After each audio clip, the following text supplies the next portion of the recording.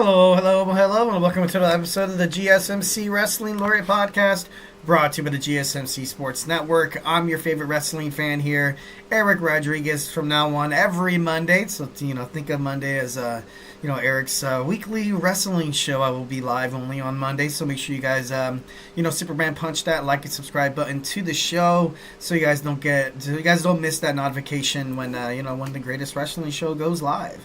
No, I'm just kidding. No, well, it's a good show. It's a good show, but I'm not all like braggy about it. I'm not really douchey, but I'm just kidding. No, it's not really anything like that.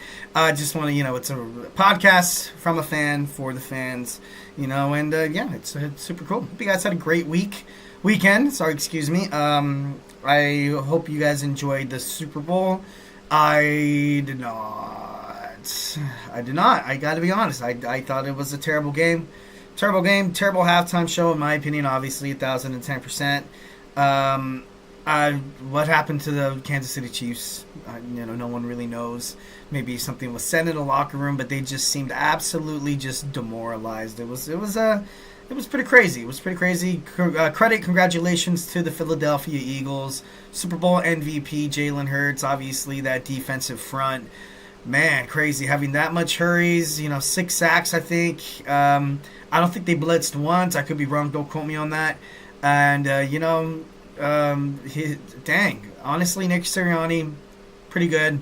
Pretty good effort. On the other side, Andy Reid, there was contemplation on, him and Kelsey about maybe retiring within the next couple of years. Obviously, no three-peat. There is no history, that is being, that was made, which, I was happy about. I did not want to see the Chiefs three-peat. I did not, after the season that they had, one-score games, just being, having that edge, and people were saying about the whole referees and stuff like that. I think it's nonsense. I think, it comes down to, one little mistake, and the Chiefs absolutely can capitalize, and that's why it seems like it was such a big deal when the referees would throw the flag, because immediately, Kansas City would, use it to their advantage. And, and a lot of fans, they need an out. It's an excuse. And, it was pretty good. It was pretty good. Obviously, during the Super Bowl, there was never really any, hardcore controversial flags. The first, I think the first 2 offensive series, one by Philadelphia, one by Kansas City, there was, a flag that probably shouldn't have been called. But, no, they went out there, let them play. And, like I said, congratulations to the Eagles. That's crazy. Well, we're here to talk about wrestling. It's a wrestling show. Thank you guys so much for tuning in. This first segment, we're going to talk about SmackDown. Obviously, going to review SmackDown. Second segment, we're going to talk about Raw. Usually, I wait till after the podcast to talk about Monday Night Raw. It was around 5 o'clock. No, I think scratch that. I think it was around 5. It was around 5:30, and I kind of got a wild hair at my butt, and I was like, you know what? I'm doing research for, obviously, the other, the segments on the show. And I was like, let's just watch Raw. Let's just do it. You know what I mean? Now that I'm only going to be live Monday nights, might as well do, just cram as much as I possibly can. And, it would be interesting to kind of jump my segments up to maybe 6 or 7. But, but who knows? But, overall, it was a great episode of Monday Night Raw. We're going to talk about it after we talk about some SmackDown, which was a good episode as well. It was a decent episode, obviously, building up momentum toward Elimination Chamber. And, with SmackDown being 3 hours, I like the fact that they are introducing different talents. Obviously, you guys found out over the weekend all those stars that were released by WWE, and it just makes you think who's gonna be next. But yeah, it was a good episode. Let's go ahead and dive on into it. But first, whether if you got a burning question or hot take in terms of the world of professional wrestling here at the GSMC Sports Network, we want you guys to feel absolutely included. If you're dying to share it or get something off your chest, we are all ears. This show is all about keeping the conversation lively, making sure your voice is part of the mix. So don't be shy, drop your thoughts inside that chat. And if you really want to make sure your comment, question, or concern, hit up that super chat, which guarantees anything you guys put inside that little chat box there. It's going to be featured, talked about, maybe even debated about on the show. Plus, it's a great way to support the channel. Definitely 1,010%. We rely on your guys' support. Keep supporting us, and we're gonna do what we do best: is entertain you guys, making sure you guys consume all the sports content that you guys love so damn much. And guess what? It's absolutely 1,010% free. So don't forget to hit that like and subscribe button to the show and the network. We are super grateful for each and every one of you guys who joins us here daily on the GSMC Sports Network. Your support makes all the difference. So let's keep this party. Let's get this party started. I couldn't get that out of my mouth. I don't know why. Let's get this party started. Send in those super chats, those super stickers, because you guys are super awesome, and together we will make sure this is the best wrestling podcast in the world. Of course, if the super chat not your thing, go ahead and hit up that tips and donations link at the gsmcpodcast.net. Tell me what you like, tell me what you don't like. Just remember to Superman punch that like and subscribe button to the show. Follow the show, follow the network here, the GSMC Sports Network. We do love a lot of peace, love, and positivity 1,010% of the time. But in terms of talking sports, it's inevitable. There's going to be some criticisms. There's going to be some disagreements. It's already water under the bridge. It's all gravy, baby. Don't even worry about it. Just want to make sure you guys feel comfortable and make sure, this is our wrestling podcast. So don't be shy and drop your thoughts inside that chat. All right, so without further ado, let's talk about some WWE Smackdown. Jey Uso has been making it a habit as of late to be the first one to come on, whether it's Raw or SmackDown. He kicks off the show. Obviously, he invites the WWE champion Cody Rhodes out to talk about, maybe I might choose you. Maybe I might choose you. It'd be very honorable to have a main event with you at WrestleMania. Obviously, he said, or I could be standing next to you as champion. And, based on what happened on Monday Night Raw tonight, I think he's going to win the World Heavyweight Championship. It's kind of been that way. I ultimately heard rumors that Gunther was probably going to drop the belt at WrestleMania. And then I think he's going to start, building up some momentum toward his feud. That is, supposed to be Goldberg's final match. I think it's supposed to be with Gunther. So that should be interesting. But I'm gonna miss him. I'm gonna miss Gunther. I'm gonna miss him as a champion. Maybe he finds his way back into the Intercontinental Championship picture. That would ultimately be, I think, a great choice. But Braun Breaker right now, he's represented the title super freaking well. But the World Heavyweight Championship, being around the waist of Jey Uso, another fan favorite. I love Gunther. I love his attitude. I love his raw, and I love his talent. I love the way he dominates inside the ring, but then at the same time finds, he kind of creates a lot of, how do you say it? Like, he creates a lot of momentum, and he creates a lot of spots for his opponents to actually, shine. Like having a match with Gunther, whether you win or lose, you find your way, you kind of put your name on the map. So that's something that I'm definitely going to miss, from Gunther as the World Heavyweight Champion. But Jey Uso, he's so over right now. So over. Everybody loves the yeeting, and, it's crazy. He opens up every show so far. And, that yeeting thing goes for like 10 minutes. It's crazy. And then Pat McAfee does it, and Michael Cole tries to do it, and it's funny as hell. But, Jey Uso will ultimately kind of lock down the spot as the main guy on Raw. Which, this could be good. This could definitely be interesting, especially with the whole Roman Reigns thing. He has the Ula Fala. Who is he going to challenge Cody again? I honestly doubt it. I doubt it a lot. CM Punk is expecting a favor from Paul Heyman. Maybe the favor is, Jey Uso when he wins. The first person he's defending his title against is CM Punk. Family friend kind of thing. Maybe that's what's up. Maybe that was the favor. But Tama Tanga, Jakob, Fatu come out, brawl.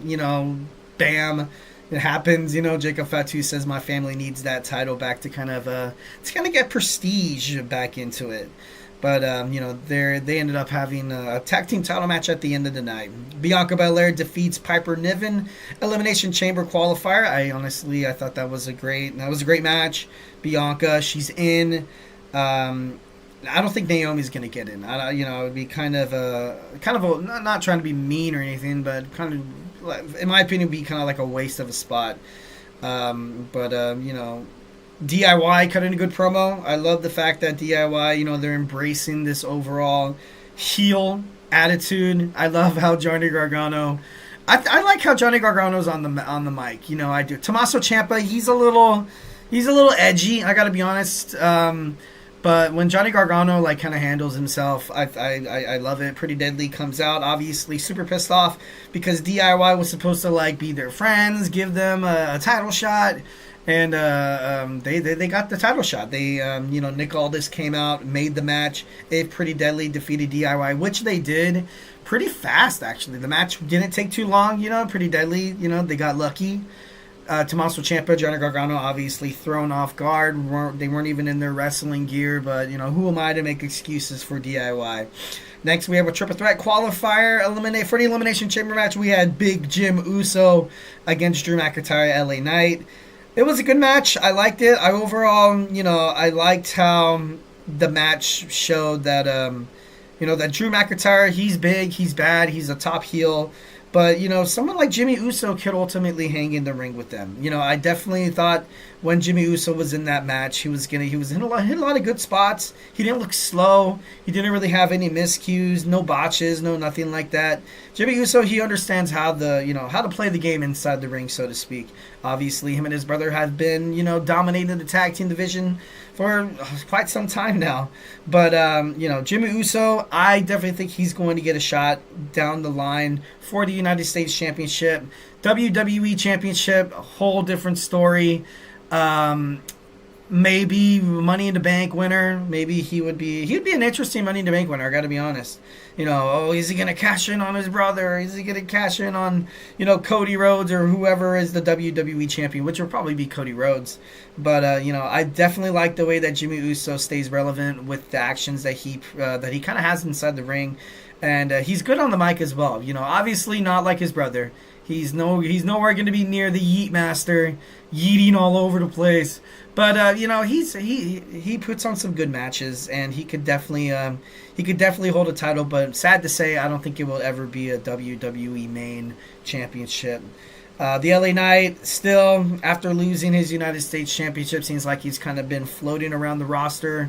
Obviously, all the talent in the world. He has all the talent in the world, but maybe if he right now would definitely be time for just something to switch up. Maybe for him to kind of come off as a cocky, arrogant man. The LA Knight turns heel, and then the United States Championship picture gets a little more interesting, especially if Jimmy Uso decides to, if they decide to put the belt on Uso. But then now you have Carmelo Hayes, Andrade still biting at the bits, The Miz. What's going to happen when the White Six come to SmackDown?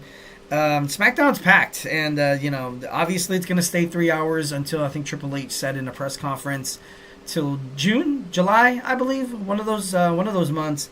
So right now would definitely be the time to kind of throw out as much possible storylines, a little by trial by error. Let's see how this works out and see if we can get some of these superstars that are on the SmackDown roster. Let's get them a job. Let's get them a job. Obviously, I hate seeing superstars released. I hate getting that notification on Instagram or whatever wrestling news source you like to use. But it just sucks when I found out Baron Corbin was released, and even back in the day, back in I think it was 2020 during the COVID years, during the Thunderdome era, you just saw people just get released. AOP released once again. It's crazy. It's like I said, sad, sucks. Indy Hartwell, she was another one that was pretty damn awesome. Sonya Deville, I guess, is another name that was part of the people being released. Elektra Lopez, who I thought was going to get a little bit more attention, obviously with Los Garza and Santos Escobar probably kind of cementing his name within that United States Championship, or maybe the WWE. I feel like whenever he fights inside the ring, Santos he does pretty good matches, and Cody Rhodes is going to need a new opponent. And right now, I don't think they're going to start anything new, especially heading toward WrestleMania. So definitely the first episode of Monday Night Raw in Las Vegas, WrestleMania. Maybe we find who's going to take on Cody Rhodes next. So where's Randy Orton? Where the hell is he? Are we going to have a WrestleMania without Randy Orton? That's crazy. Crazy, crazy, crazy. Next, we have a Kevin Owens promo, obviously, talking about how Sami Zayn hurt his feelings and said he's going to pay. Akira Tozawa is defeated by Carmelo Hayes in a pretty good match. It was a pretty good, decent match. Charlotte Flair cuts a promo, seems super confident, obviously interrupted by Tiffany Stratton. Tiffany Stratton, she wants to prove herself. She wants to prove herself. She is the future of WWE. Charlotte Flair, it was kind of interesting to kind of see them stand side by side, and I was like, twinsies, but at the same time, it was kind of like, I'm not too sure how much younger Tiffany Stratton is to Charlotte Flair, but you could definitely see it. The fans could see it. And, you love her, you hate her. Charlotte Flair is Charlotte Flair, and she's going to go in the ring and do Charlotte Flair things. She's kind of like a sure thing like Patrick Mahomes. It's, the success is undeniable. It's crazy. It's crazy. She told Tiffany Stratton how you're begging me to make you a star at WrestleMania. And that's true. That's true. At first I was like, oh, dude, if Tiffany Stratton gives Charlotte Flair a shot at that title, she can kiss that baby goodbye, man. But this could definitely be a great way to make Tiffany Stratton, basically this new high-end main eventer. I feel, and I could be wrong, I feel as of right now, she doesn't have that. I don't think she has it yet. I don't. Obviously, she's defending her title against Nia Jax next SmackDown. If she finds a way to convincingly win there, and she defeats somebody like Charlotte Flair at WrestleMania, people could be singing a whole different tune about Tiffy time, man. But as of right now, like she comes out, I'm not sure if she's a heel or a babyface or what the hell she's doing. But I feel like WWE needs to choose a path for Tiffany Stratton right now. So nothing. Obviously, you don't mess up her title reign, her title run, because then that could happen. That could really happen. Next, Nia Jax comes out, interrupts, talking about the blonde back and forth nonsense. Then Alexa Bliss comes out. The ring clears, and we have a match. We have Alexa Bliss defeated Candice LeRae with Sister Abigail into the DDT. I thought that was a pretty bad finishing move. I don't think we're going to see the Twisted Bliss anymore, which is kind of sad because I thought that move was kind of fire. Lewis Garza, Motor City Machine Guns have a promo backstage. The SmackDown Tag Team Division is heating up, absolutely pretty deadly. You got the Profits, Los Garza, Motor City Machine Guns, and DIY. So if they do that, and Tanga, Jakob Fatu, if they decide to jump into the Tag Team Division, they could definitely shake it up for the good. So I think I'm definitely hot on the SmackDown Tag Team Division right now. It's pretty cool. Cody Rhodes and Jey Uso team up to take on Tama, Jacob Fatu. It was a good match, great match. But then you had the baby faces win. It was kind of cool. But then Solo Sikoa returns, which I like. I like that they're not just giving up on him. I feel like from now on, maybe Solo Sikoa, they kind of put him up. I felt like WWE kind of set him up to fail. And my reasons why is I thought he challenged Cody Rhodes way too early, about this whole thing with when he decides to steal the Ulafala, and then he, the moment Roman Reigns comes back, he loses. I think ultimately, although he did, have some good matches with Roman Reigns and during the whole Bloodline storyline so far, and he actually cleanly pinned him at Bad Blood, a lot of people think that Solo Sikoa, he doesn't look weak. I think his character really looks weak right now. And, him coming out to, fight Cody Rhodes, kind of showing and being like, hey, I'm not backing down. I'm still here. I'm still a threat. I'm definitely, I'll come for your title. I'll take it. Don't underestimate me. So, I want to see something better for Solo. I do.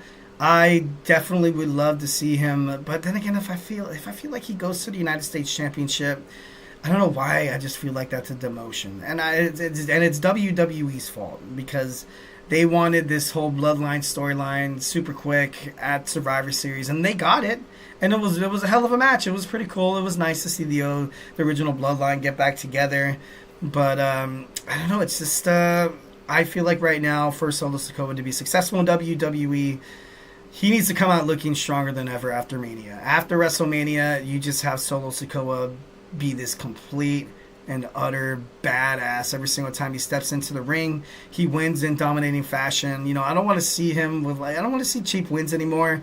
I want to see Solo Sikoa's character. Kind of want to see him look himself in the mirror. And you know, Tama Tonga, Tonga Loa, Jakob Fatu, obviously they still back him. And you know, for him, he's like, you know what? I need to get better. I see failure in the mirror, and I can't have that.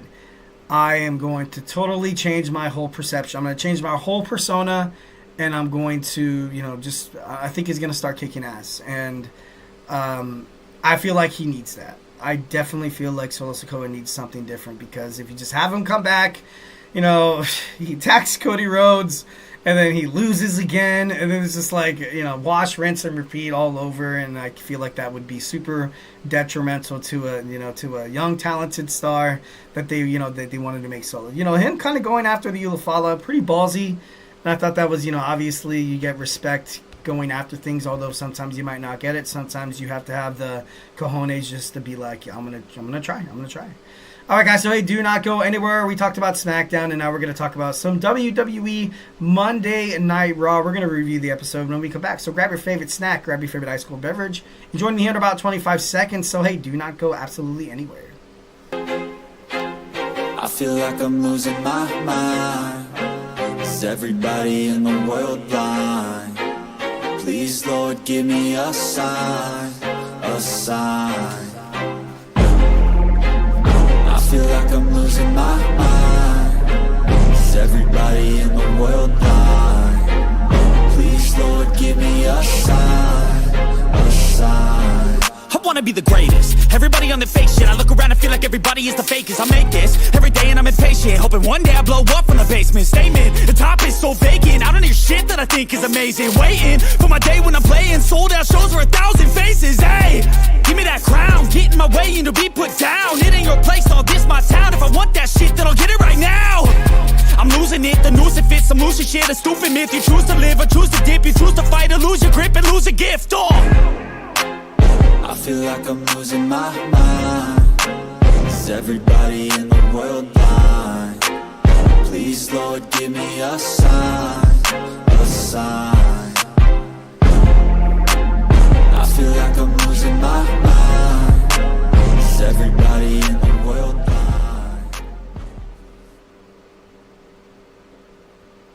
And we are back with the GSMC Wrestling Laureate podcast, brought to you by the GSMC Sports Network. I'm your favorite wrestling fan here, Eric Rodriguez, every Monday night. It's Eric's Monday Wrestling Show. Make sure you guys check it out on the GSMC Sports Network. Definitely actively participate in the chat. Want to hear what you guys had to think about the episode, what you guys have to think about heading up toward the Elimination Chamber and WrestleMania.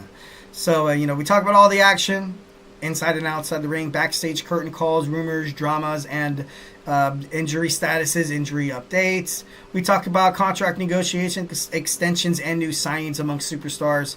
Talk about promotions from WWE to AEW to New Japan Professional Wrestling. If it makes major news in the world of professional wrestling, we talk about it here on this show 1,010%. So don't forget to Superman punch that like and subscribe button. All right, so without further ado, let's talk about some WWE Monday Night Raw. Obviously, before that, make sure you guys hit up that super chat. Actively participate in the chat. It definitely pays dividends. Just want to make sure you guys are having fun. Don't be shy. Drop your thoughts inside that chat. And if you really want to make sure your comment, question, or concern, hit up that $sign right there, which guarantees anything you guys put inside that chat box right there is going to be featured, talked about, debated about, maybe even take place of a segment if it's that juicy on the show. So yeah, I can't wait to hear what you guys have to say. We are super grateful for each and every one of you guys who joins us here daily on the GSMC Sports Network. So obviously, thank you in advance. Your support makes all the difference. So let's keep this party going. Guys. Send in those super chats, those super stickers. Because you guys are super awesome, and together we will make sure this podcast is the best wrestling podcast, the most interactive, fun, friendly podcast in the whole entire wrestling news media. So we can have podcasts all about having fun. All about having fun.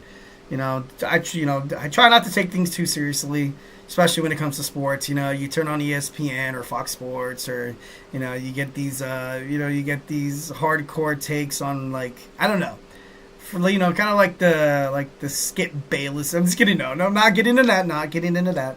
You know, just want to make sports fun again. You know, let's take sports back, guys. All right, so without further ado, let's talk about some Monday Night Raw. Much like WWE Smackdown started, we saw Jey Uso kick off Monday Night Raw. He was on top of an electrifying announce table that gave him the power to just start yeeting all over the place, all over Music City. And out of nowhere, Gunther comes out of, you know, sweeping the legs of main event Jey Uso, so he falls on the table. I thought this was just going to be a complete beatdown by Gunther. Obviously, that, you know, he got powerbombed a couple of times. Gunther was forced to kind of be thrown into he was kind of pushed back onto the entranceway. And then from there, you know, he starts talking crap, and everybody knows when somebody starts talking crap, the person that, you know, was absolutely a dynamo inside the ring, Jey Uso, grabs the microphone. He's like, hey, and he's like, he's struggling to get up. I thought, I kind of laughed. I was like, oh shit, like, oh crap. I thought it was interesting. You know, like I said, I thought this was going to be a nice way for Gunther to kind of seem strong, seem like a complete, utter badass inside the ring. You know, Jey Uso is no match for Gunther. And yeah, it just wasn't like that. They ended up fighting again. You know, Jey Uso announcing that he is choosing the world's heavyweight champion Gunther to face at WrestleMania 41 Las Vegas. So I thought that was pretty cool. Honestly, I think everybody knew that was going to happen. You know, it was no really any surprise. But then, you know, Gunther and, you know, Uso, like I said, they start battling out again. And then bam, it was crazy. Definitely crazy, 1,010%. But, yeah, now we have the first match at WrestleMania. It seems like a night one kind of thing. I think this is going to be a night one. Maybe night two. I don't know. Maybe. You know what? Night two. This seems like a main event for night two. You know what I mean? I think it's going to be pretty badass. Next, we have Damage Control. Damage Control takes on Liv Morgan and Raquel Rodriguez. Obviously, Io Sky and Rhea Ripley sharing some comments in the back. You know, it was Rhea Ripley's fault ultimately that Io Sky could not qualify for the Elimination Chamber match. I thought the match was pretty good. It was a great display of women's tag team. You know, Liv Morgan got busted open. It was crazy. She got like a gash on, I think it was the right side. But it was pretty badass. It's always cool to see blood. Obviously, I'm a huge Attitude Era kind of guy, so I'm like, yeah, let's just see more of that. But no, you know, obviously she got hit. It was crazy. It was bad. It was bad. She, you know, she was gushing out blood. It was interesting. Raquel Rodriguez, super impressive inside the ring. Io Sky, Dakota Kai, coming back from a concussion. I think she came back from a concussion, kicked ass in the ring. It was sick. It was a good tag team match. Next, we have an Elimination Chamber qualifier. We had Bayley defeat the WWE Women's Intercontinental Champion, Lyra Valkyria, and one hell of a match, too. You know, it was I think, was it back-to-back? Was it back-to-back women's matches? I'm not too sure if it was, but if that's the case, then WWE obviously did it right. The women in, you know, Raw, SmackDown, NXT, it's getting pretty badass. It's not that it wasn't cool or anything like that. I just think ultimately that sometimes on Raw, I think especially on Raw, you know, I think the girls, I think some of their matches, like women's tag team matches, if Bianca Belair and Naomi are inside the ring, like usually they don't last more than like 7 or 8 minutes. So it was kind of cool to see both of these matches kind of take up a huge chunk of Monday Night Raw. So yeah, kudos to the girls. That, you know, that kicks ass. That's cool. Roxanne Perez sitting ringside. Obviously, she has a qualifier next week against Raquel Rodriguez. It'd be interesting to see if she wins. Maybe she will. You know, because right now you kind of have no one really overbearingly the odds-on favorite to win the match. No one really knows who Charlotte Flair is going to pick quite just yet. But because, dang, right now, so you have Bianca. Bianca's probably the odds-on favorite. Probably so far with Bianca, Liv, Alexa Bliss, and now Bayley. So does Roxanne Perez fit better in that picture than Raquel Rodriguez? I honestly, man, that's a tough one. That is a tough one. It'd be kind of cool. Roxanne Perez, she's super spunky. She's confident. She's a 2-time WWE NXT Women's World Champion. So I definitely just think she can hang in there with some of the best of them. But I don't know, Raquel Rodriguez, she's strong. This is her type of match right here. This is her type of match. It'd be kind of crazy to see her win an Elimination Chamber match and fight Rhea Ripley. They'd have a huge, it'd be like a star-studded heavyweight battle in the women's division, main eventing WrestleMania Night 1. I think that'd be pretty badass. I think that'd be great. Pretty good match. I think that'd be pretty cool. AJ Styles hit a promo, obviously addressing the fans in Nashville, Tennessee, and he was talking about basically everything we've been thinking about in terms of AJ Styles. Is he going to retire? He made his return and he took on Carmelo Hayes in a match that wasn't at all like what we expected it. I thought him injured. I thought it was scripted. I thought it was kayfabe, and you can tell by just his reaction, the way he was so freaking pissed. AJ Styles knew that it was it was an injury, and he's been gone for about, I think, 4 months. He's been gone for 4 months when we thought we were going to get him back 4 months ago. But he looks good. AJ Styles, he looks good. He looks strong. He's not ready to hang up his boots yet. I don't think the fans want to see him hanging up as well. Would love to see him participate within this partnership of NXT and TNA. He goes home to TNA where he made the company big. And I feel like that'd be super cool. That'd be super badass. The Judgment Day, Dominic Mysterio and Carlito obviously come out, trying to stay relevant within the storylines. Obviously, where we were talking about in the last segment about the hall of WWE superstars who recently got let go, who got released, or they signed their contracts, or they got done with their developmental contract. And, they weren't signed or brought back. Dominic Mysterio, I feel like he kind of has a blank check. I don't think he would really be let go from WWE as long as Ray's there. I feel like as long as Ray's there. Carlito, right there on the cusp of probably being let go. JD McDonough before he got injured. One hell of a superstar, but he's another one that probably will be and end up getting let go.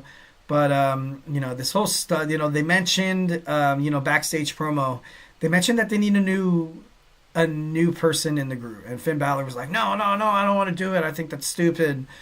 If this Judgment Day storyline continues to falter like it has been week after week after week, this could be the end for a lot of careers. And right now, Triple H, if he wants the Judgment Day to remain a thing, obviously, after losing Damian Priest and Rhea Ripley, it's kind of been going down. But there a possible heavyweight kind of being the muscle. I thought Bronson Reed would have been a good choice to kind of take over Damian Priest's spot. And Bronson Reed, he's young, and he's definitely part of the future of WWE when he comes back from his I think a broken ankle. He's gonna kick ass, and it's gonna be great. I feel like that would definitely revamp the Judgment Day and also be great for Bronson Reed. But then again, maybe you might slow Bronson Reed down. Maybe that might be bad for him. Next, we have a World Tag Team Title match. The War Raiders win via disqualification. American made, obviously, like Michael Cole said, just wants to. They just want to make a statement. They just want to make a statement. Julius and Brutus, both of them are pretty freaking impressive. I feel like they kind of, waited to pull the trigger a little bit too late on even Chad as well. And then when the Creeds came from NXT, they looked so promising. And then, they should have probably headlined with Chad Gable. Like, they should have immediately, linked up. And then they linked up. It seemed like it was kind of late. Then the Wyatt Six come, they come in, and then WWE, they're like, okay, we need the Wyatt Six to look dominant. We need them to, kind of make a statement on Raw. Oh, who are we going to have them fight against? Oh, we'll do the Creed brothers, Chad Gable, and, as opposed to, they should probably be the ones winning because they are young in the future of WWE. Like, if you look at the Wyatt Six, no offense or anything like that, but, Bo Dallas, Eric Rowan, Dexter Loomis, Joe Gacy, he's young enough. Nikki ASH, Nikki Cross. All of them are kind of either at the medium of their career or probably like they're getting up there. They're getting up there. So I'm not too sure if making the decision to have the Wyatts defeat American Made was the right choice. I feel like this whole storyline with the Wyatts are kind of blowing out. It's kind of blowing up right now. They lost against the Final Testament. Thought that they were going to continue that war. Guess what? AOP, Paul Ellery, they're gone. Lord knows what's going to happen with Scarlett and Carrie and Cross. But I don't know. It was crazy. But like I said, the American Made, with the titles, destroy the War Raiders. And yeah. Next match was a match that I ultimately kind of thought was going to be, I didn't think it was going to be that good. The Rey Mysterio and Logan Paul main event was pretty badass. It was pretty cool. CM Punk cutting that promo with Logan Paul. Logan Paul, man, people hate him. They won't even let him speak. Like he was saying, kind of like Punk said, it's kind of like whatchamacallit, like Dominic Mysterio was out. And Logan Paul, he has so much talent. So much talent. Usually when people are in a spot with Rey Mysterio inside the ring, Paul, he made Mysterio look really, really good. And obviously, Rey Mysterio is a WWE Hall of Famer. He's a legend. So, he made Paul look good as well. But that match didn't have to go on as long as it had to. It honestly did not. Logan Paul, I felt like he busted his ass inside the ring, put on a great match for both of them. It was like a sleeper match of the match of the week kind of thing. I thought the match was done really, really well. Like Logan Paul didn't look overbearingly stronger than Mysterio. Like he kept him around. Like he definitely kept Rey Mysterio around. Most of the matches that I watch Rey Mysterio fight, I'm like, oh crap, here we go. Like it's all gonna end the same. It's all gonna end the same. That's how it always ends with Rey Mysterio's matches. Either either somebody interferes, or he hits the 619 and then then he does the senton, then knees up, then the roll up. Or this match didn't have a cheap ending to it. I thought this match was actually pretty. You thought the match was going to be done, at the 8-minute mark, and then then it just kept going and going and going, and it was cool. Like I said, this match was definitely a sleeper of the match of the week. Logan Paul looks good. He's going to be one hell of a WWE superstar. He's already seeming like he's going to be a great heel. I would love to see him just, embrace it a little bit more. Obviously, I could totally be, jumping the gun on this, but, I feel like when he gets in the ring and people start booing him, he doesn't even have a chance to speak. It kind of looks like low-key bothers him. Like, I don't know why. Maybe I'm the only one who notices that. But, like, when he goes out there, I feel like Logan Paul's cool. Like, you like to be liked. Sometimes when he's on the mic, sometimes it could take a little bit for him to get going. But overall, he's decent when it comes to cutting promos. I feel like he's actually pretty good, actually. But I don't know why. It seems like it bothers him that the fans treat him like that. Not a lot of heels get treated like that. Usually, the WWE universe, they pay their respects. They let them, talk, and then they have their, their reactions and stuff like that. But I don't know. I feel like Logan Paul's going to be great. He's going to be a great WWE superstar, and winning the Elimination Chamber, probably not. But it would be interesting to kind of have, because you're going to have CM Punk. Seth Rollins is going to win. You're going to have CM Punk, Seth Rollins, Drew McIntyre, John Cena, who all want to kick the living hell out of each other. And then maybe somebody like Logan Paul could slither in and get that win there. And, it would be out of the ordinary main event. Because as of right now, one main event is already foretold. Obviously, we saw it coming, the Jey Uso and Gunther. But, I don't know, maybe this one, Cody Rhodes, this match is not going to be WrestleMania Night 2 worthy of a main event. Maybe, just maybe, if, CM Punk wins. But people want to see CM Punk fight Seth Rollins. I would love, personally, to see CM Punk main event at WrestleMania.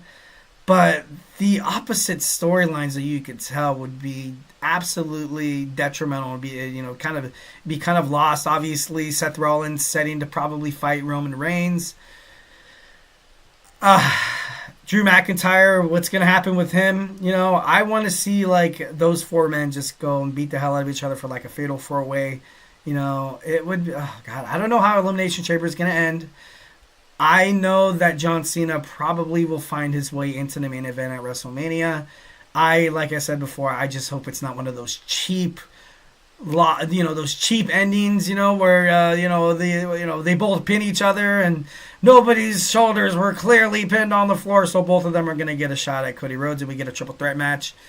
That could definitely happen. I can see that. It'll also be an interesting way for Cody to lose the title, But I don't know. It's I can't really right now. I can't gauge it. But that's what makes wrestling great. That's what makes it cool. All right, guys. So do not go anywhere. We're gonna talk about the Bella Twins returning to WWE. Can't wait to talk some Nikki and Brie Bella. So grab your favorite snack, grab your favorite ice cold beverage. Join me here in about 25 seconds. So do not go anywhere. Looking for your daily fix of sports talk without having to pay for it? GSMC Sports Network is available on YouTube. Just search GSMC Sports Network. Get your fix of daily sports talk shows on YouTube, absolutely free. NFL, college football, NBA, MLB, MMA, UFC, fantasy football, and so much more.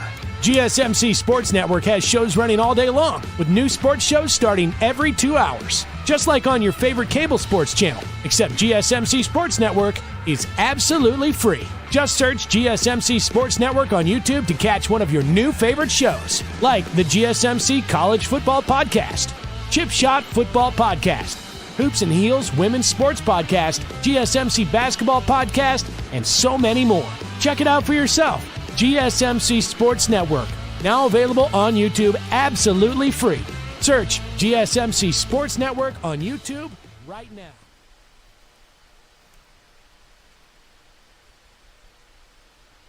All right, and we are back with the GSMC Wrestling Laureate podcast, brought to you by the GSMC Sports Network. I'm your favorite wrestling fan here, Eric Rodriguez.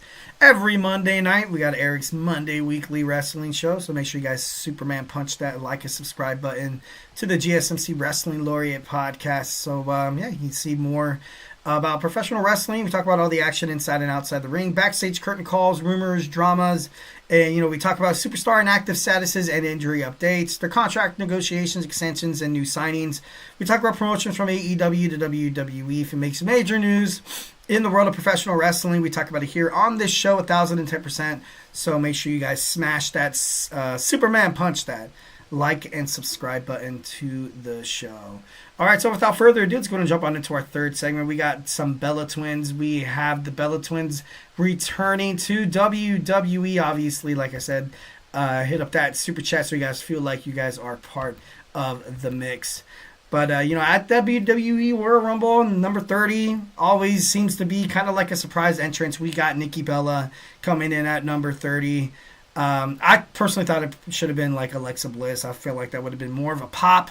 But finding out later on that Nikki Bella is, she's taking this seriously.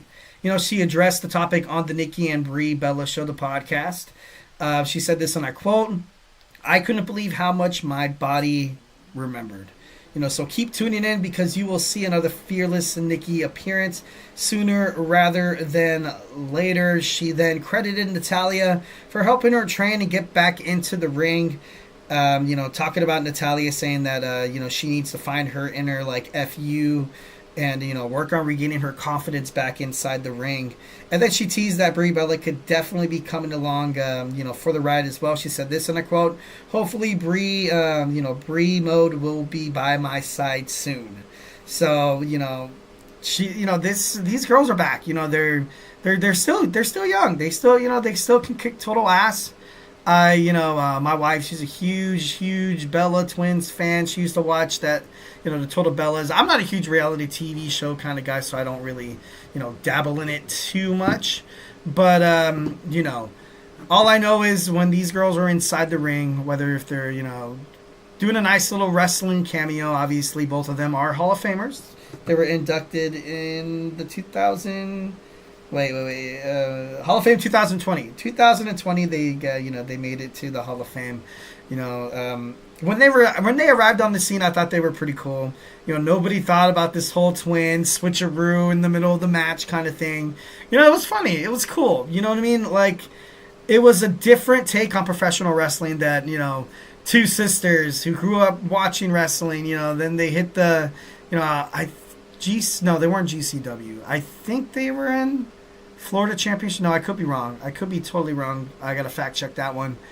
But I feel, whether it would be like the women's division, the Divas division, obviously both of them have won the title respectively on different, on different occasions.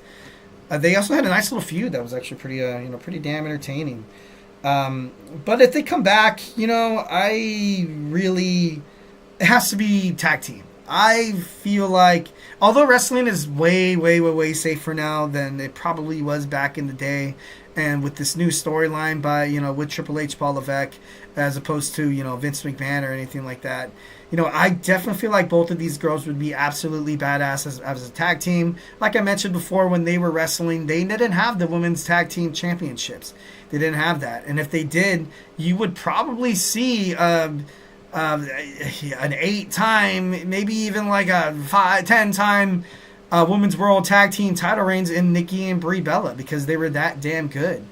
And you did see Nikki come back a couple of single spots. Obviously, you see her right there. She took on Ronda Rousey for the Raw Women's Championship, I think it was, at Evolution. And, it was one of those matches where Ronda Rousey was just, throwing people around, and it was kind of crazy. But, if they come back, tag team, they could definitely do it. These girls could most definitely. You know what? It's weird. Like, now I feel like I can tell them apart. Before, I was like, no effing way, man. There's no freaking way I can tell these girls apart. But, obviously, Brie on the left, Nikki on the right.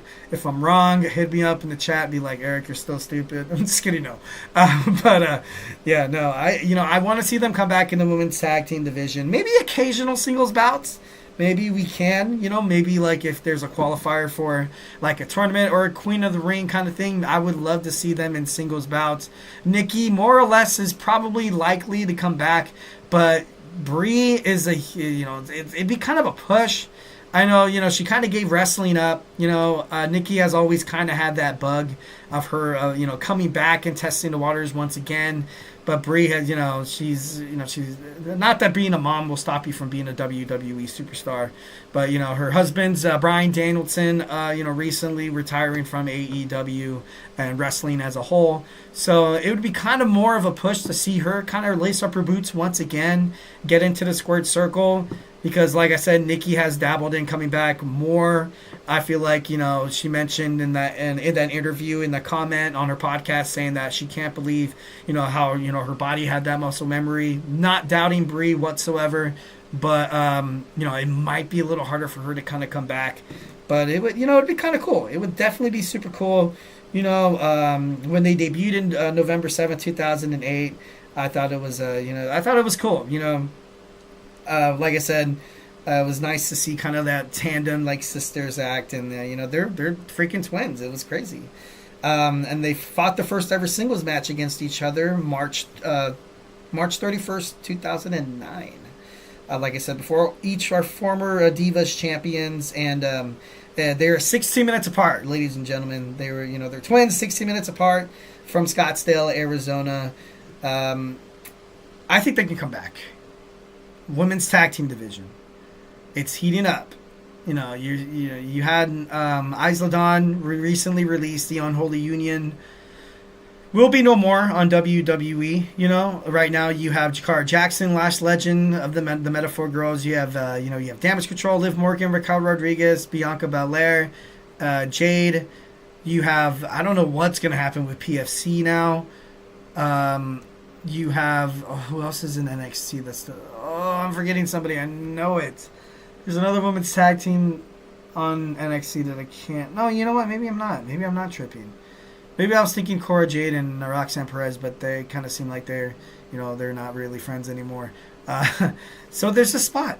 There's a spot, and women's tag team, and any tag team, even the men's tag team division, you don't necessarily have to be the biggest, the baddest, the strongest, the fastest.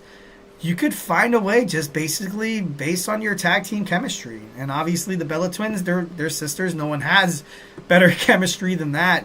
So, they could definitely win they could definitely get some wins, having add a little bit of flavor to the women's tag team division. It'd be pretty cool. I wouldn't be against it. I feel like it'd be pretty badass. And, we might be seeing them in WWE sooner rather than later. So, Hall of Famers, I thought they kind of got inducted super early, but I feel like WWE thought that they were done with wrestling. Obviously, Nikki feels otherwise about that. But, it's crazy, and it would be an interesting, nice little breath of nostalgic, a new, breath of nostalgia in the women's world tag team division. I think that'd be pretty cool. All right, guys, next we're going to talk about a historic feud reignited. We have Kevin Owens and Sami Zayn, obviously, when they're in Ring of Honor. Kevin Steen and El Jernico. We're going to talk about their feud. How's it going to end up at, I feel like it's going to end at WrestleMania, but we're going to get to that when we come back. So grab your favorite snack, grab your favorite ice cold beverage. Join me here in about 20 seconds. So, hey, do not go anywhere.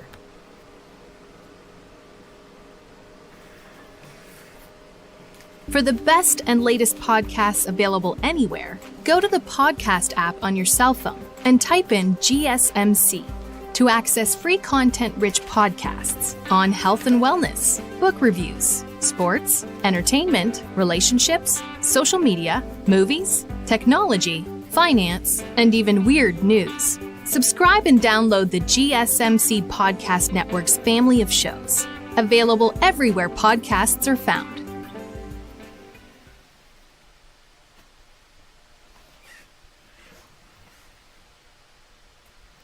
Alright, and we are back with the GSMC Wrestling Laureate podcast brought to you by the GSMC Sports Network. I'm your favorite wrestling fan here, Eric Rodriguez, every Monday night to talk about the greatest thing in the world, professional wrestling, and all the action inside and outside the ring. Backstage curtain calls, all the rumors, all the drama. We talk about superstar inactive statuses, injury updates, their contract negotiations, extensions, and new signings. We talk about promotions like New Japan Professional Wrestling, Game Changer Wrestling. We talk about everything, WWE, AEW. If it makes major news in the world of professional wrestling, we talk about it here on this show, 1010%. So make sure you guys Superman punch that like and subscribe button to follow the show. All right, so we're going to talk about my fourth segment. We have Kevin Owens, Sami Zayn feud. Historic rivalry has been reignited, obviously. Best friends in real life, much like, you talk to a lot of professional wrestlers, a lot of the times the best storylines, the best matches that you can do are with the person that you're most closest with because, you're not afraid to kind of go there. You're not afraid to, you trust each other, and the company is based off of trust. These guys were, tag team champions together. They've hated each other back and forth. And now we have this historic rivalry renewed. Two of Canada's best, literally brothers.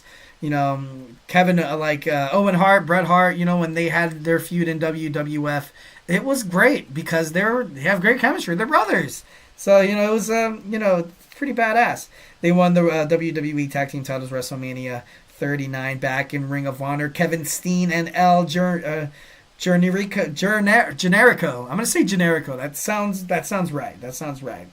Obviously, Kevin Owens is super unhappy that Sami Zayn has decided to jump back with Roman Reigns with this original bloodline. Mostly just for Jay, though, and I know, Jay was kind of part of it, part of the bloodline once when they were ultimately abusing Kevin Owens. It all started, with Randy Orton, Cody Rhodes, and now with Sami Zayn. It was only a matter of time for Sami, it was only a matter of time until he decided to attack him as well. you recently saw on WWE Smackdown saying that, you deserve everything. You're a disgusting human being and friend. And Kevin Owens, he has an act for, for making people seem like they are total pieces of crap. So, he's good in that kind of aspect. I see these two going at it.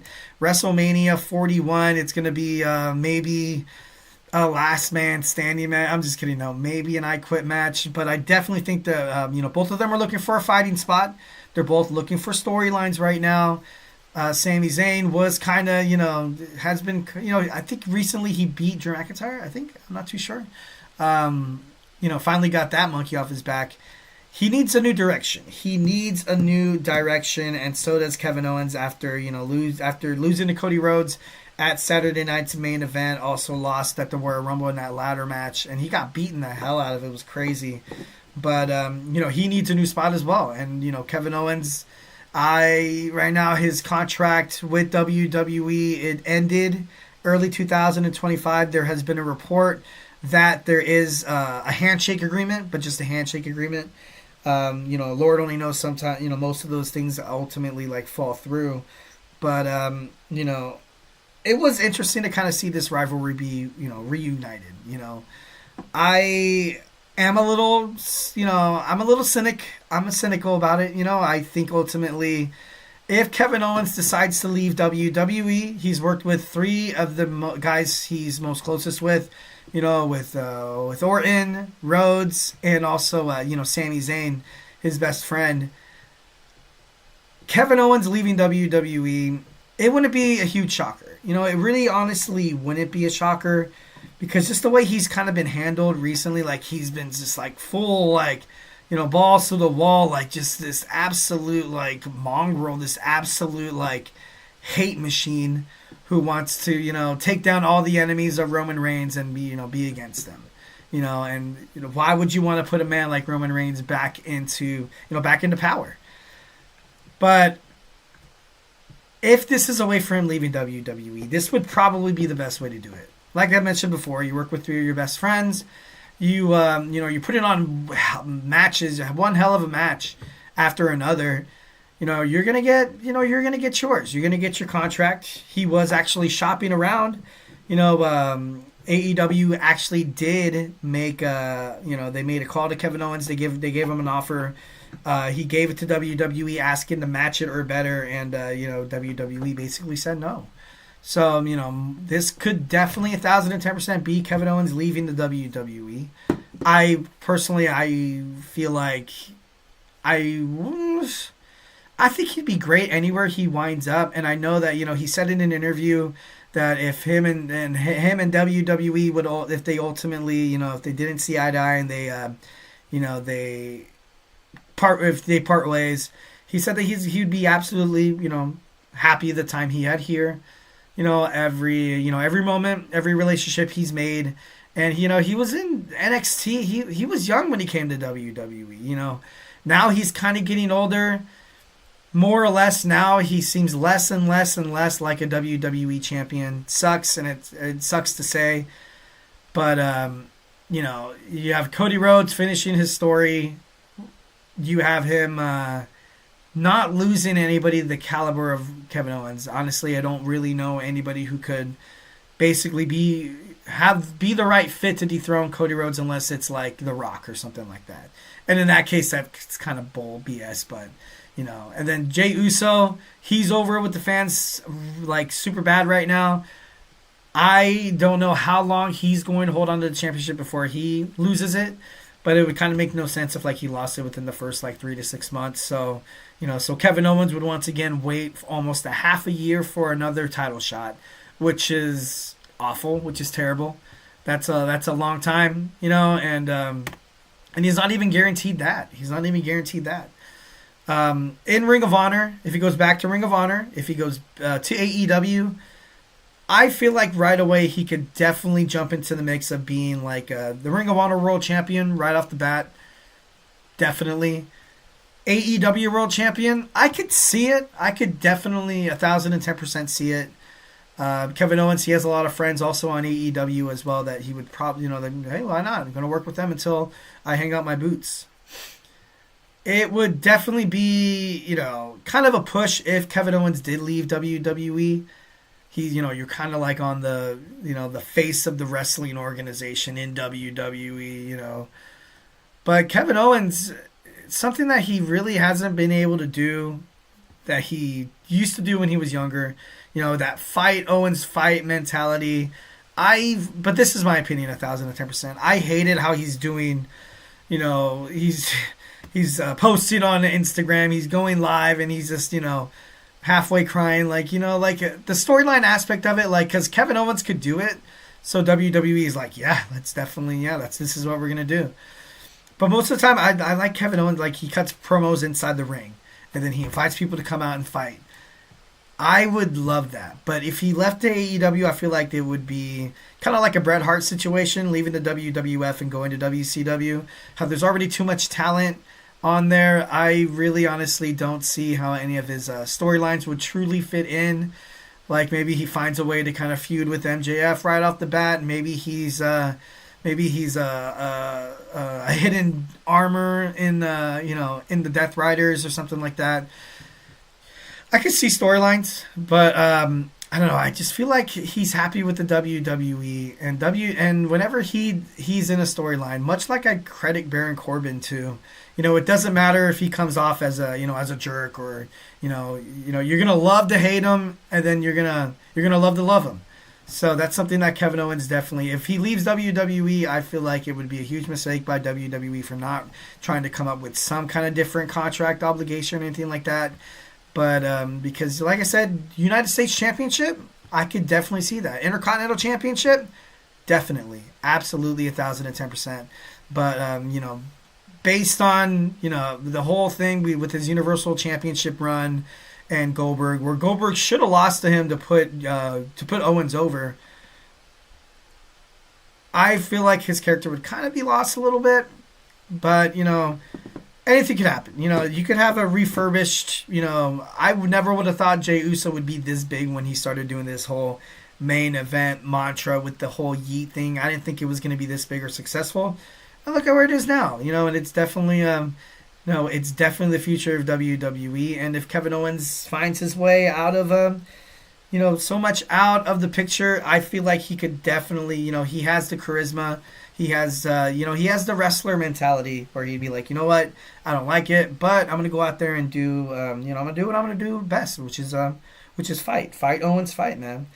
But yeah, I definitely think this is going to be a nice WrestleMania 41 match. Like I said, I can see like a falls count anywhere. And when it's all set and done, whatever Kevin Owens decides to do, stay with WWE, leave WWE. He's literally got to work with his closest friends at like arguably the biggest pay-per-views, the PLEs, for a nice little, departure. You know what I mean? But, I'm excited to see this match. I think that these two guys could tear the house down. People might think that this is not a way for Sami Zayn to fight Kevin Owens, more or less like maybe a way for Randy Orton kind of come back and kind of pay revenge to Randy Orton and get a little bit of retribution for Sami Zayn. But it'd be interesting. All right, guys. So hey, do not go anywhere. Fifth and final segment. Gonna wrap this up pretty quick here. I am way over time. Apologize. We got Penta El Cero Miedo has been unleashed in WWE. I gave a little bit of hot takes on him when he first started in WWE, how I ultimately thought his character could be successful. Turns out it would have been awful if he would have went down my road. So, we're going to talk about the legend, the man, the myth, Penta El Cero Miedo when we come back. So, hey, do not go anywhere.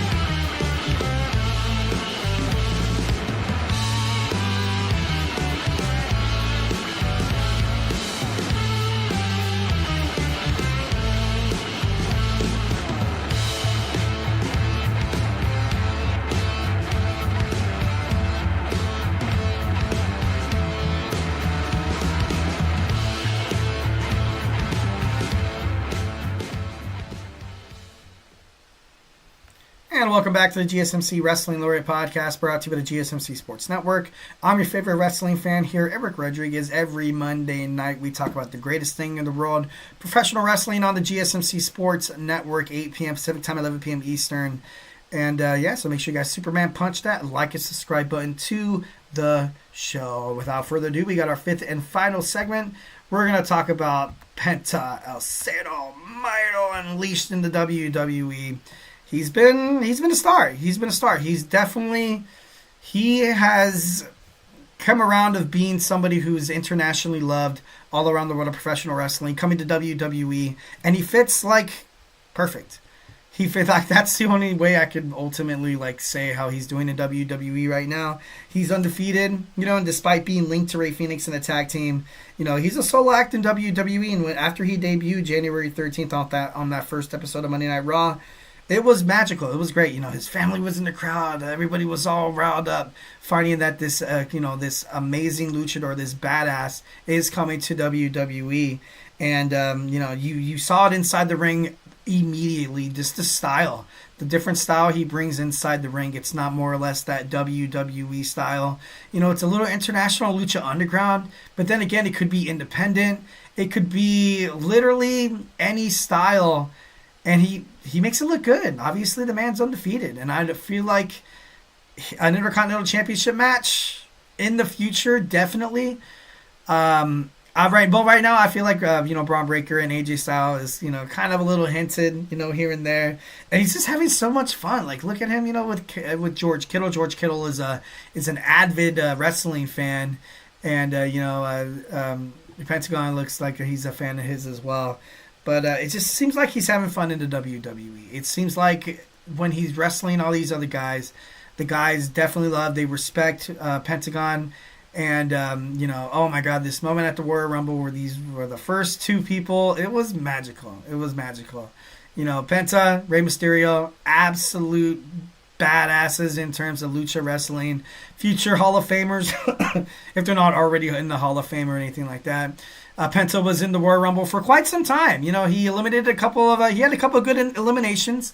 He also made a couple other wrestlers look good, made them look strong. And that's something in WWE that I ultimately thought wasn't going to be something that he dabbled into. And, when I mean that, when he wrestles inside the ring, I was expecting more of a darker, dominant presence.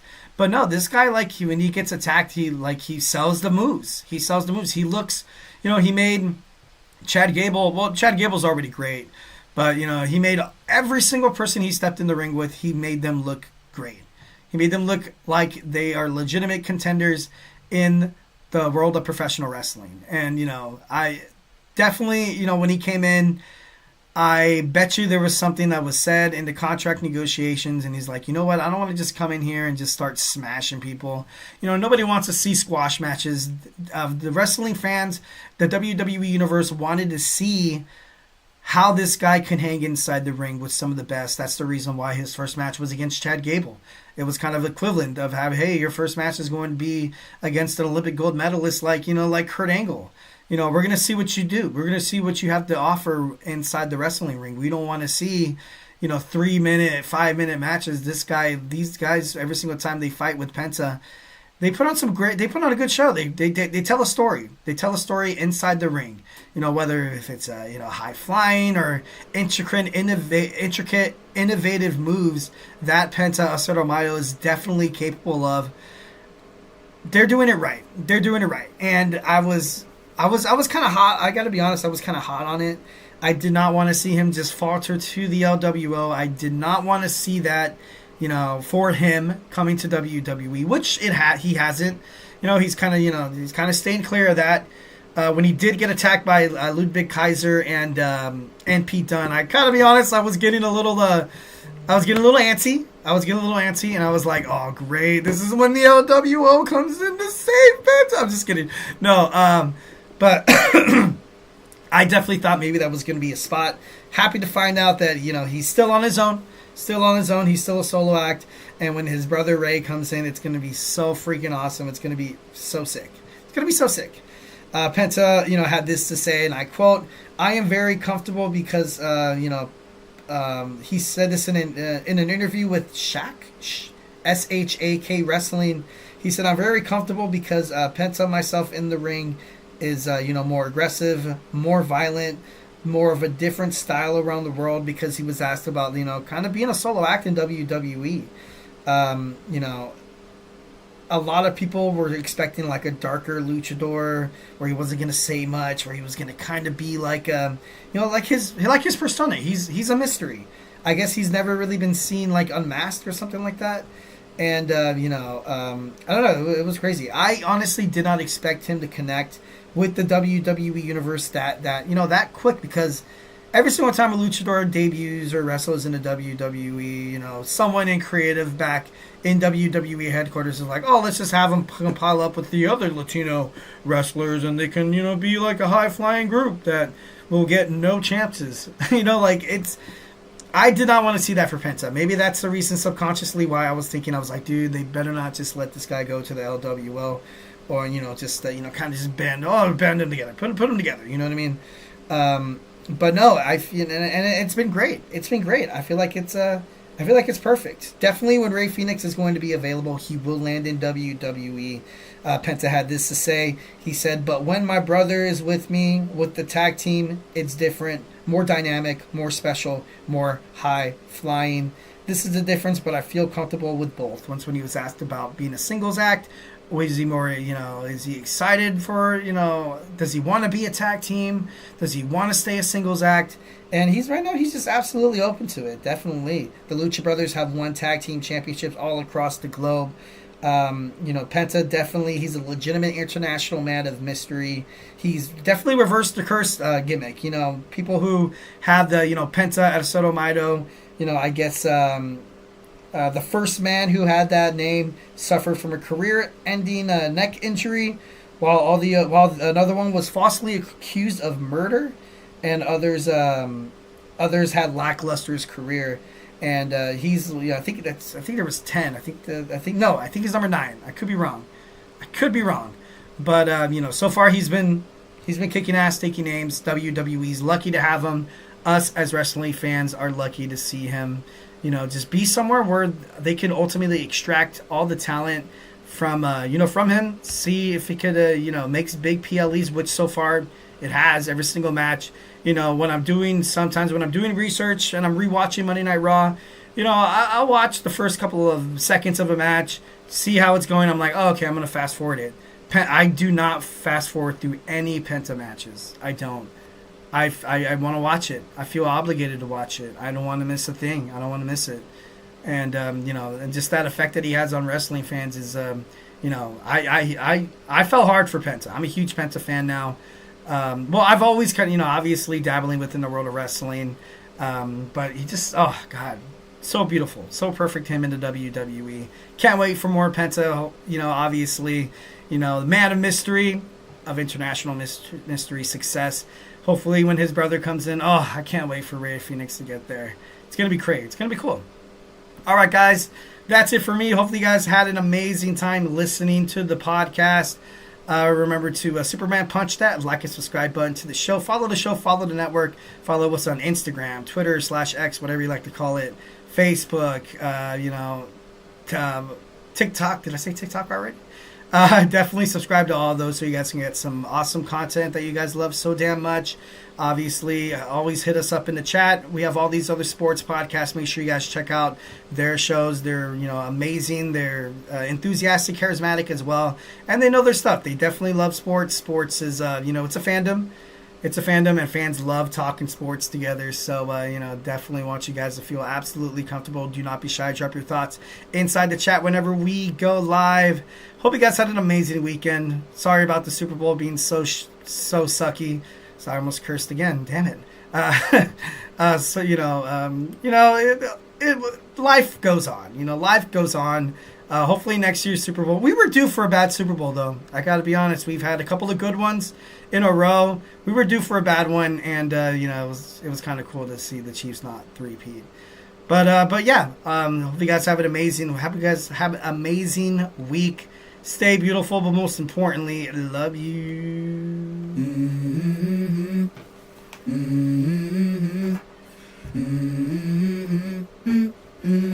go. I wake up to a little bit of drool on my pillow, feel like it's gonna be a bad day. Yeah, I'm tired of shit, and the coffee ain't hit yet, damn ain't